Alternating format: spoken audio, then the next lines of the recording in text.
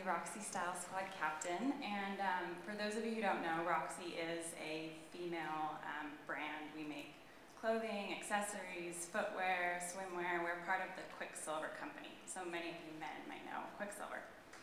So before I get into the Roxy Style Squad, which is our panel, it's a little bit different than Brian's in that we only have about 1,200 members across the US and Canada, and they're picked on a very, very specific basis. I always like to start by talking about how we decided to create the Roxy Style Squad. Our VP of Marketing was in a meeting with our head of design and our head of sales, and they were having a healthy conversation over an item of clothing. And the head of sales kind of just threw her hands up in the air and said, "Gosh, I really, really just wish I had a 17-year-old girl to ask," because that's our target market. And our VP said, "Heck, we'll get you a few of them to ask." So we created the Roxy Style Squad with this twofold mission.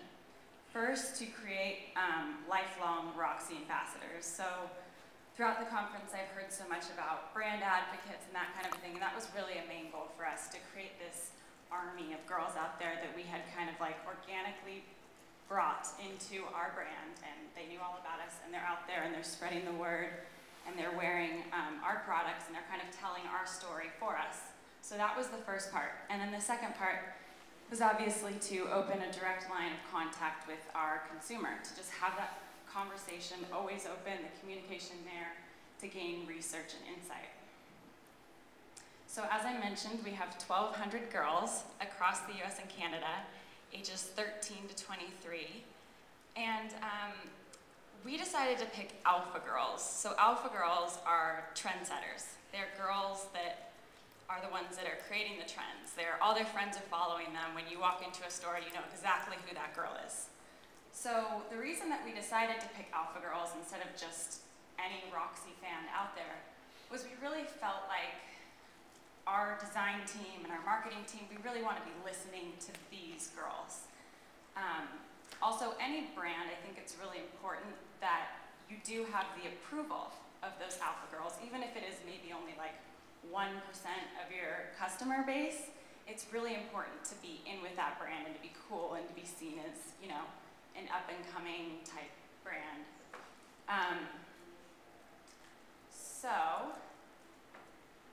There we go. The panel is twofold.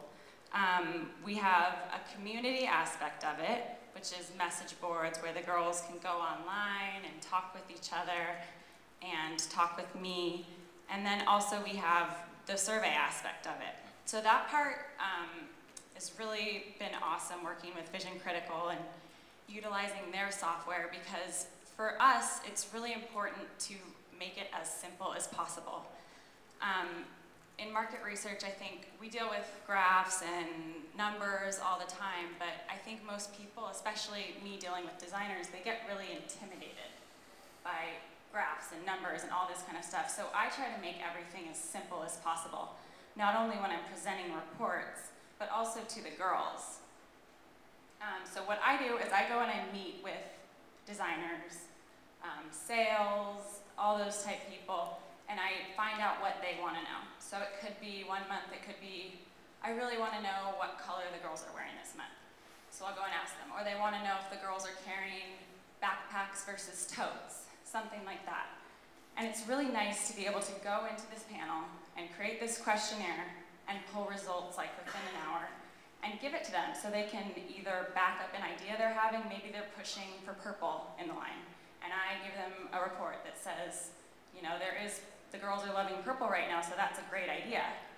Or my favorite story was one of our footwear designers. I had run a whole footwear study, and one of our footwear designers came to me and told me she had her little printout, and she told me that she had taken it to all of her sales reps and retail stores back east, and had showed them when she was presenting that our style squad, who are our trendsetters, said that they liked these items, and she was able to sell in footwear in specific stores because of this. So things like that just make it super easy, really awesome. And on the panelist side, it's really fun because Vision Critical has really cool, like, engaging questions, so I can put up pictures, and they can like click the little dots, and those kind of things are always fun when you're dealing with teen girls, and you know, they can go to a billion different other sites, but the fact that they take the time to do it on ours is really important to us. So one of the main things that we think we've done really, really well with this panel is actually creating a community. So I am the only person that has any contact with these girls, so I'm the one that sends out the emails, the survey reminders, the information about our events in different places. So these girls know me as a person. I'm totally tangible to them. I get emails on a daily basis from them. It could be like an anecdote about their school, or what they wore, or why don't we have a survey today? I want to hear from you. Or my favorite are the, oh, I'm sorry I didn't do the survey last week. I was so busy. Like, I personally noticed that she didn't do the survey. I get probably 5 emails a day. But, so these girls not only know me, but they also know each other. They have a chance to go on the message boards and talk to each other, and it's really cool to watch a girl in, you know, Canada talking to a girl in Kansas and conversing about different fashions, and we actually pull a ton of information off of there. So I thought it'd be kind of fun to actually pull some info for you guys, and these are just quotes that I pulled off of the message board. I didn't ask them any kind of questions about contributing or making a difference. But as I said, these girls really feel like they love the brand, they want to appease me, so they really do feel like they're contributing. They really feel like they're making a difference. We hear time and time again, like, I just feel like someone's listening to me. Like, you guys are listening to me, and I'm making a difference.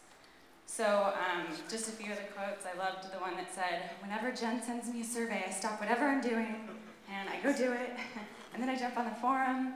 And the other girl says she loves that she feels like she's making a difference. And some of the girls, you know, they see that it's a research process, and they like being able to see that up front, and they like, you know, being a part of it and getting to experience it with any kind of brand.